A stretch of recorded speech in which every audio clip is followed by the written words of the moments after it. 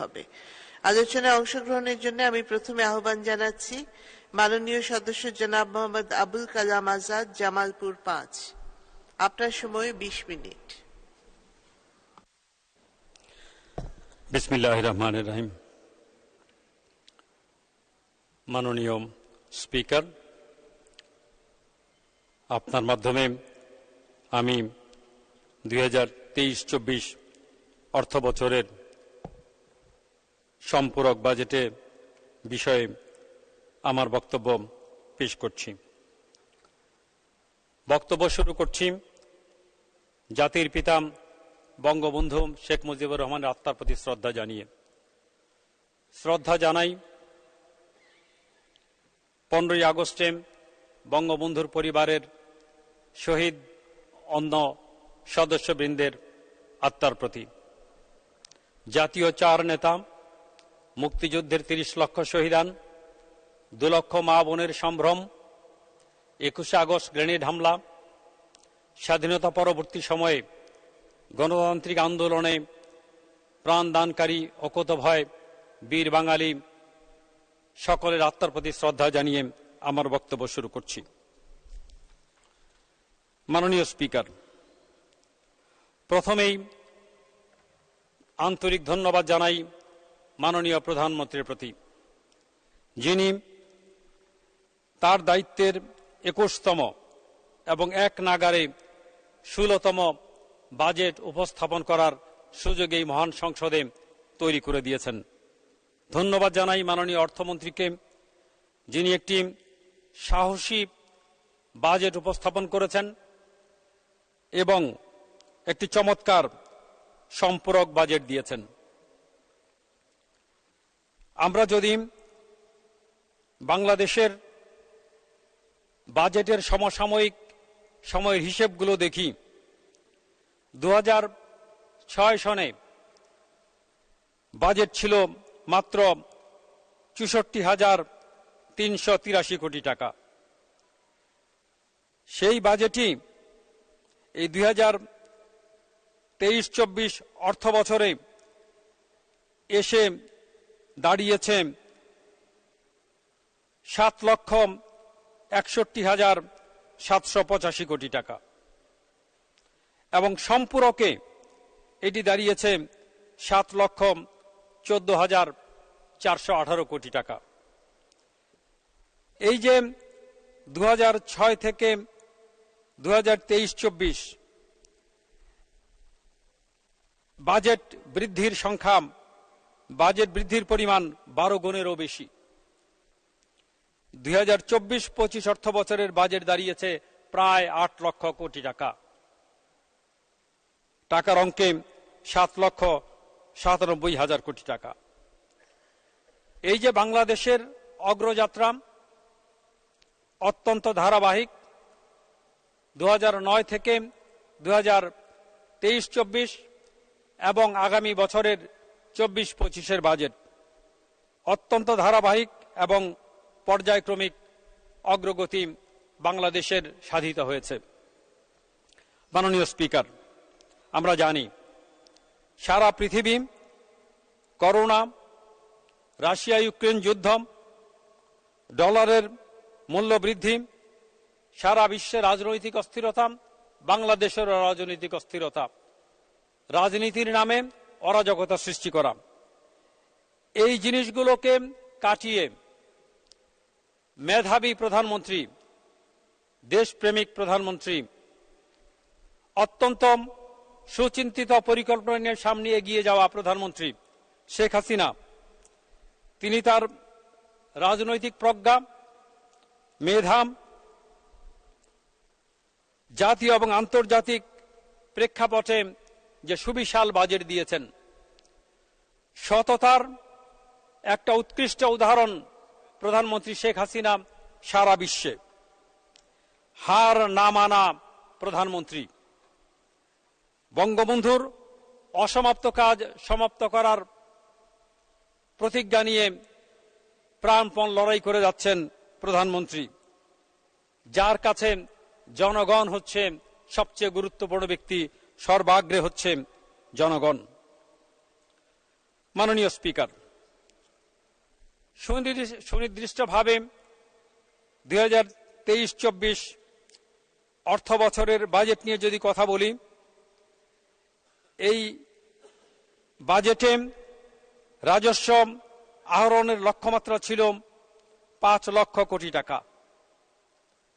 এতগুলো প্রতিকূলতা সত্ত্বেও খুব কাছাকাছি হয়েছে আমাদের সম্পূরক বাজেট। মাত্র 22,000 কোটি টাকা কমিয়ে 4.78 লক্ষ কোটি টাকা আমাদের সম্পূরক বাজেটে দাঁড়িয়েছে। ব্যয়ের খাতে যদি হিসেব করি আমরা, তাহলে মূল বাজেটে ছিল 7,61,785 কোটি টাকা এবং সম্পূরক বাজেটে সেটি 47,367 কোটি টাকা কমে 7,14,218 কোটি টাকায় দাঁড়িয়েছে। আমরা যদি এডিপির হিসেবে যাই, 2,63,000 কোটি টাকার এডিপি, সম্পূরক বাজেটে এটি দাঁড়িয়েছে 18,000 কোটি টাকা কমে 2,45,000 কোটি টাকা। মাননীয় স্পিকার, আমরা 6.65% জিডিপি গ্রোথ সামনে রেখে বৈদেশিক ঋণ 90,700 কোটি টাকা, আভ্যন্তরীণ সম্পদ 1,60,900 কোটি টাকা এবং অনুদান মাত্র 4,400 কোটি টাকা, যেটি শতকরা হিসেবে মাত্র 1.71 ভাগ। যেখানে স্বাধীনতা পরবর্তী সময়ে আমাদের বাজেটের বিপুল অধিকাংশ, প্রায় 100% বৈদেশিক অনুদান এর উপর নির্ভর করতে হতো। আমরা 23-24 অর্থ বছরের যে সম্পূরক বাজেট, যেটি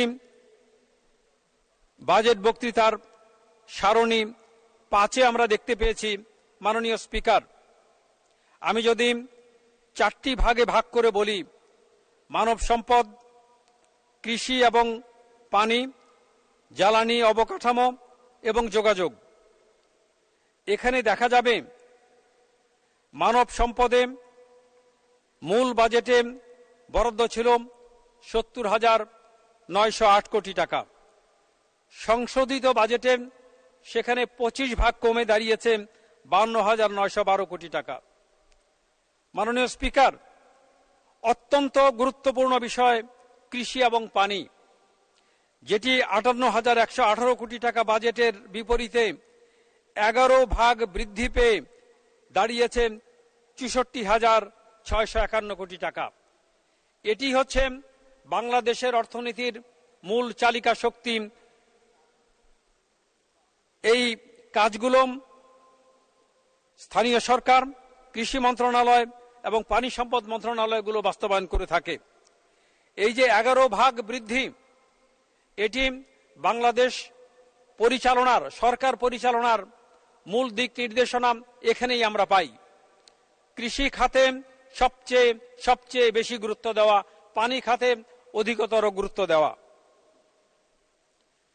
মাননীয় স্পিকার, আপনার মাধ্যমে আমি স্থানীয় সরকার মন্ত্রণালয়, কৃষি মন্ত্রণালয় এবং পানি সম্পদ মন্ত্রণালয়ের মাননীয় মন্ত্রী এবং সকল পর্যায়ের কর্মকর্তা কর্মচারীকে ধন্যবাদ জ্ঞাপন করছি।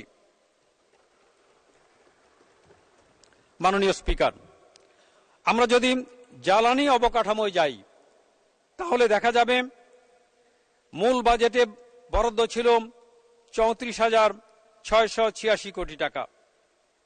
সংশোধিত বাজেটে 19 ভাগ কমে সেটা হয়েছে 28,190 কোটি টাকা। আমরা যদি আরো বিস্তারিত বিভাজনে যাই, জ্বালানি বিভাগ এবং বিদ্যুৎ বিভাগ, আমরা জানি বিদ্যুৎ বিভাগ তার সক্ষমতা অর্জন করেছেন 30,000 মেগাওয়াটেরও বেশি। সেই বিবেচনায় সংশোধিত বাজেটে বিদ্যুৎ বিভাগের বাজেট বৃদ্ধি না পেয়ে কিছুটা কমেছে, কিন্তু জ্বালানি বিভাগ যেখানে অধিকতর গুরুত্ব দেওয়া প্রয়োজন, সেখানে বাজেট বরাদ্দ যথার্থ রেখে বাস্তবায়নের প্রচেষ্টা চলছে। এই যে কৃষি, স্থানীয় সরকার এবং পানি সম্পদ মন্ত্রণালয়ের সক্ষমতা এবং জ্বালানি বিভাগের সক্ষমতা বৃদ্ধি সহ প্রকল্প বাস্তবায়ন, আমি এই মহান সংসদকে বলতে চাই যে সরকার সুনির্দিষ্টভাবে এই যে দায়িত্বগুলো পালন করছে, যেটি বাংলাদেশকে সামনের দিকে এগিয়ে নিয়ে যাওয়ার জন্য অত্যন্ত গুরুত্বপূর্ণ ভূমিকা রাখছে। আরেকটি উল্লেখযোগ্য ক্ষেত্র হচ্ছে আমাদের যোগাযোগ। আপনি যদি মাননীয় স্পিকার পঞ্চগড় অথবা সিলেট, খুলনা অথবা কক্সবাজার যেদিকেই যায় না কেন, ঝকঝকে সড়ক এবং নির্বিঘ্নে এই প্রতিটি দিকে যাতায়াত করার সুযোগ তৈরি করেছেন আমাদের সড়ক বিভাগ, সেতু বিভাগ এবং পাশাপাশি রেল বিভাগ। আমাদের এই মন্ত্রণালয়গুলো বাজেট ব্যবহার করার সক্ষমতা একটি বড় বিষয়। অনেক সময় আমরা দেখেছি অনেক মন্ত্রণালয়ের বাজেট বরাদ্দ থাকে কিন্তু তারা ব্যবহার করতে পারে না।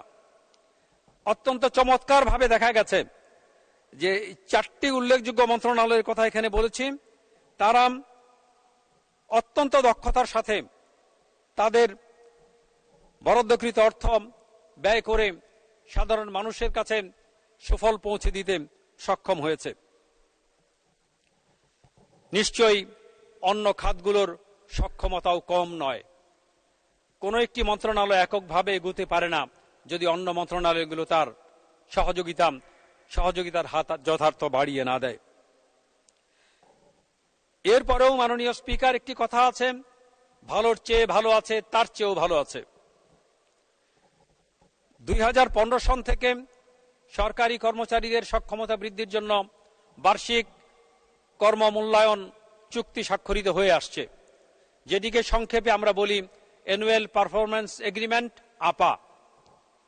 2015 থেকে 2023 পার হয়েছি আমরা।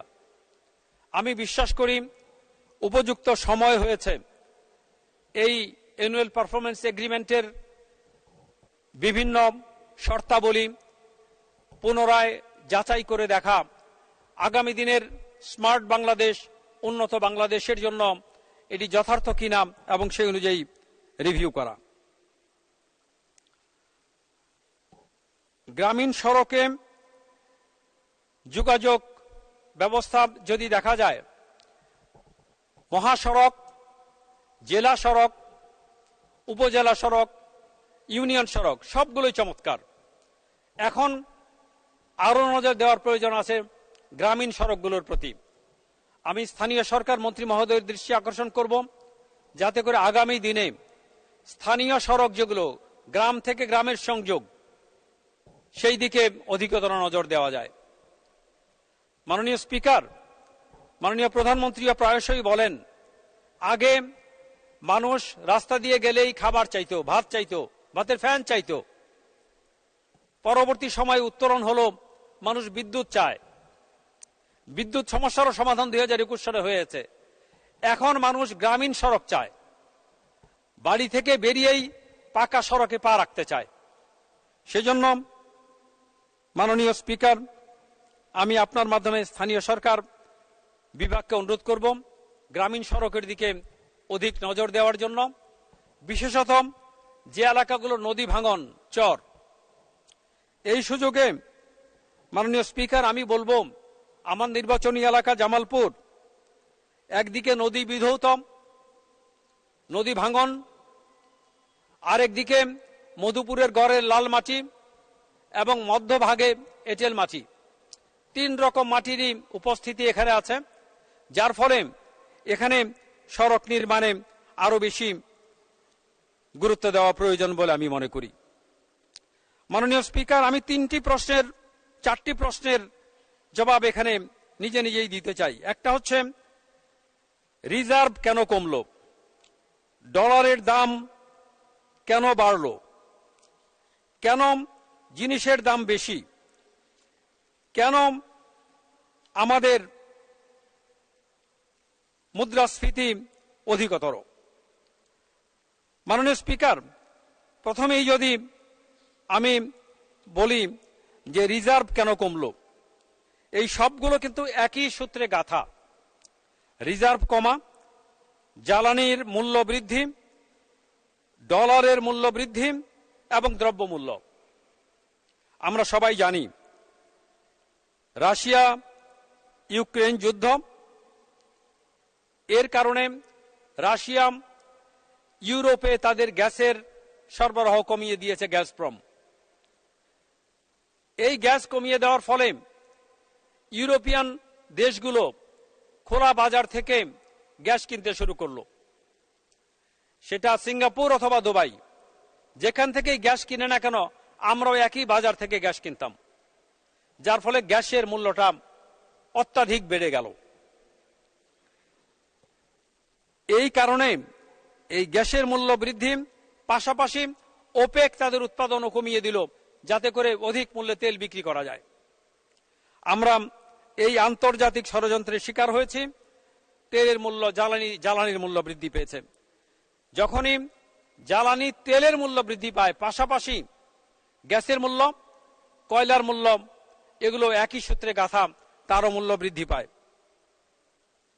এখন কথা আসছে রেমিট্যান্স। আমাদের রেমিট্যান্স উল্লেখযোগ্য পরিমাণ কমেছে, কোন একটা সময় আবার বেড়েছেও। করোনাকালীন সময় আমরা দেখেছি রেমিট্যান্সের প্রবাহ বৃদ্ধি। তখন লোকজনের যাতায়াত কম ছিল, সে বিবেচনায় প্রপার চ্যানেলে ব্যাংকের মাধ্যমে রেমিট্যান্স এসেছে। পাশাপাশি সারা পৃথিবীতে জিনিসের দাম বৃদ্ধি, তার কারণে আমদানি খরচ বেশি হয়ে গেছে। এই যে চার জিনিসের চক্র, রিজার্ভ, জ্বালানি মূল্য, ডলারের মূল্য এবং দ্রব্য মূল্য বৃদ্ধি, কাজে আমি মনে করি আমাদের ডিজেলের মূল্য, যেটি একসময় 70 থেকে 80 ডলার প্রতি ব্যারেলে ছিল, সেটা 160 ডলার পর্যন্ত উঠে গেছে। এভাবে প্রতিটি জ্বালানির মূল্য বৃদ্ধি পেয়েছে। অতি সম্প্রতি ফরাসি গবেষণা প্রতিষ্ঠান ক্যাপজেমিনি তারা বলেছে, মাননীয় স্পিকার, 2023 সনে বিশ্বে ধনীর সংখ্যা বেড়েছে 5.1 ভাগ, এবং এই ধনীর সংখ্যা বৃদ্ধির মূল কারণ তারা শনাক্ত করেছে তথ্য প্রযুক্তি অগ্রগতির কারণে। এই তথ্য প্রযুক্তির অগ্রগতির কারণে ধনীর কাছে আরো সম্পদ বেশি জমা হয়েছে, গরিব আরো গরিব হয়েছে। বাংলাদেশ সরকার ঐকান্তিক প্রচেষ্টা চালাচ্ছে কি করে গরিবের কাছে তথ্য প্রযুক্তির ডিভাইসগুলো আরো দ্রুত পৌঁছে দেওয়া সম্ভব হয়। মাননীয় স্পিকার, আমি এই সুযোগে আরো দু একটি তথ্য আপনাকে এই মহান সংসদে উপস্থাপন করতে চাই। বিগত সময়ে বাংলাদেশের উন্নয়ন অগ্রগতি, শিক্ষার হার, মাননীয় স্পিকার, 2006 সনে ছিল 45 ভাগ, সেটি এখন দাঁড়িয়েছে 76.8 ভাগে। মাননীয় স্পিকার, মাথাপিছু আয় 2006 $543 থেকে এখন প্রায় $3000, 5 গুণ বৃদ্ধি পেয়েছে। জিডিপি গ্রোথ, যেখানে করোনার কারণে সারা পৃথিবী, করোনার কারণে এবং পরবর্তী যুদ্ধের কারণে অধিকাংশ দেশে মাইনাস, গত বছরও ইউএসএ তার জিডিপির গ্রোথ ছিল 2.5 ভাগের একটু উপরে, সেখানে আমরা তার দ্বিগুণের বেশি, 7.6 ভাগ। আমাদের জিডিপির সাইজ, যেটি ছিল মাত্র 4.15 লক্ষ কোটি টাকা 2006 সনে, এটি এখন 50 লক্ষ কোটি টাকায় দাঁড়িয়েছে। মাননীয় প্রধানমন্ত্রী, মাননীয় স্পিকার, গড় আয়ু 59 থেকে বেড়ে দাঁড়িয়েছে 74 বছরে। মাননীয় স্পিকার, আমাকে আর 2-1 মিনিট সময় দেবেন। বিদ্যুৎ উৎপাদনের সক্ষমতা, যেখানে 5 মিনিট বলবেন। বিদ্যুৎ উৎপাদনের সক্ষমতা যেখানে ছিল 3800 মেগাওয়াট, সেটি এখন 30,000 মেগাওয়াটে দাঁড়িয়েছে। মাননীয় স্পিকার, 2021 সনেই আমরা 100% বিদ্যুৎ পৌঁছানো সম্ভব হয়েছে।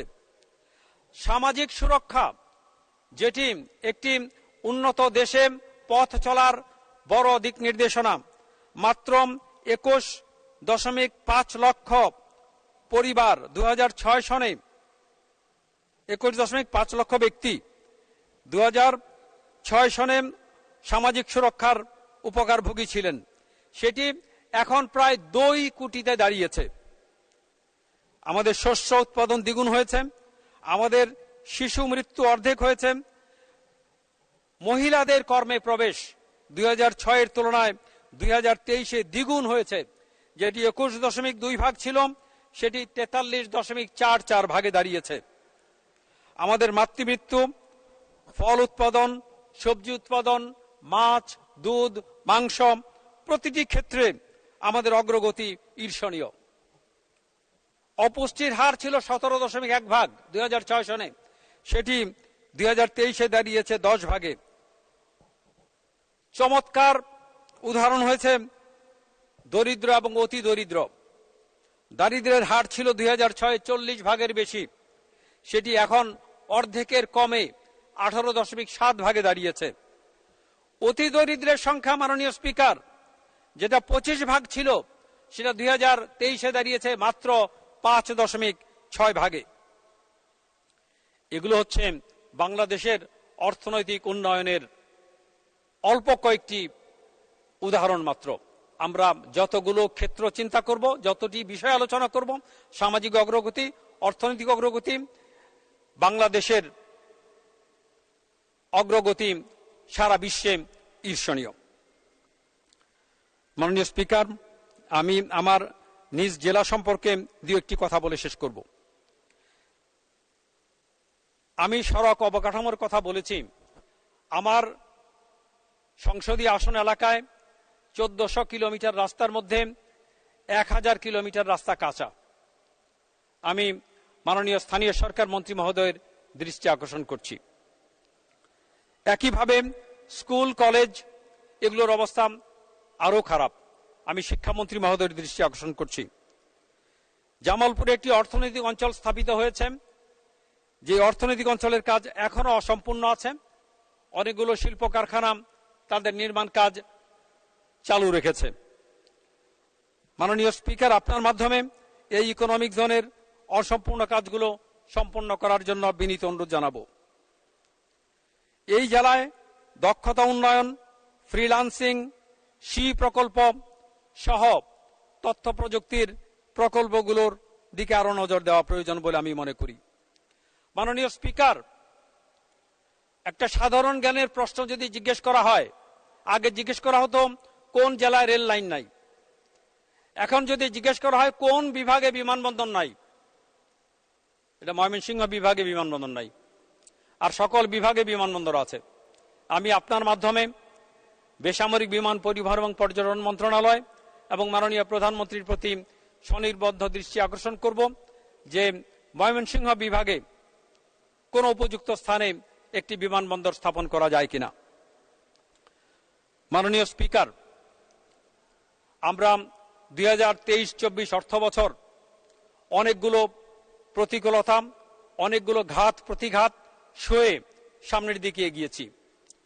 2024-25 অর্থ বছরের এই যে 7,97,000 কোটি টাকার বাজেট, আমি বিশ্বাস করি মাননীয় প্রধানমন্ত্রীর নেতৃত্বে অর্থ মন্ত্রণালয়ের দিক নির্দেশনায় সারা দেশ এই বাজেটটি বছরের শুরু থেকেই বাস্তবায়নের চেষ্টা করবে। মাননীয় স্পিকার, আমাকে এই মহান সংসদে সম্পূরক বাজেটের উপর প্রথম বক্তৃতা দেওয়ার সুযোগ দেওয়ার জন্য আমি আপনাকে আন্তরিক ধন্যবাদ এবং কৃতজ্ঞতা জানিয়ে আমার বক্তব্য শেষ করছি। জয় বাংলা, জয় বঙ্গবন্ধু, বাংলাদেশ চিরজীবী হোক। ধন্যবাদ মাননীয় সদস্য, আপনাকে